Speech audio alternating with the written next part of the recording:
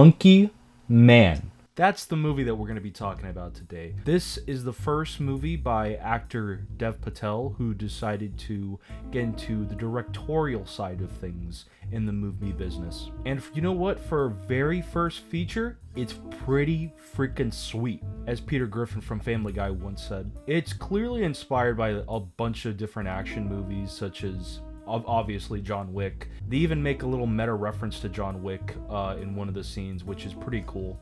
Generally one of the best looking action movies I've ever seen. I could tell that Patel really wanted to hone in on the action and make sure that everything was meticulously well done. No stone left unturned. Everything had to be in tip-top shape. And I gotta give props to where it is. Like, the people that he was working with and the crew and the cast, everyone did a phenomenal job in terms of the action and everything. It was just perfect. A superb job in providing such entertaining action for the rest of us moviegoers to watch. The story of this movie is pretty simple. It's a revenge tale. The main character, I believe his name is Kid, he is driven by vengeance. He's driven by the whole reason why this movie is happening is because he is pissed off and he's angry at these people who did wrong by him for a reason that I'm not going to spoil, but I'm pretty sure you guys have already figured out if you've seen the trailer or two. The bad guys did something bad to the hero years ago, and years later the hero comes back to get revenge, to get vengeance upon what the bad guys have done to him. I really like the attention to detail that Dev Patel goes into when it comes to showcasing Indian culture and like Indian life in a way, because I feel like a lot of parts of India, I haven't been there obviously, but I feel like he's had experienced this firsthand and is giving you kind of what is like a glimpse into that world that not a lot of people pay attention to. It's fictitious, yes, but it is based in reality. It's not a perfect movie in my opinion, because again, the story is kind of lacking in some areas.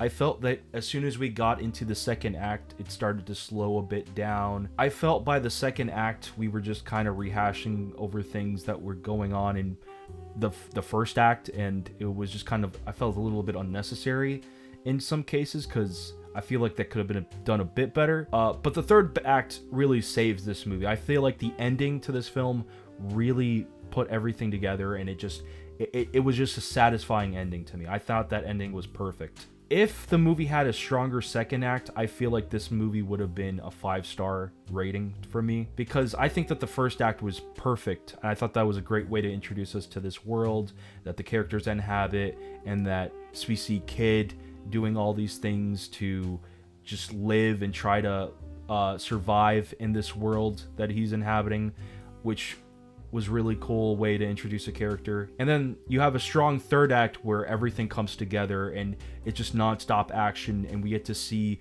emotion and drive put into this. So to have a second act that was like a bit like okay, like it could have been done better, it's a little disappointing. But you have to think about it again. This is Patel's first film. I assume he's going to learn a lot from this and improve later on, because he is a competent director, and I believe he can make really good things in the future. Really potentially fantastic, great, artistically well done films in the future. This is not a bad first entry into his filmography at all.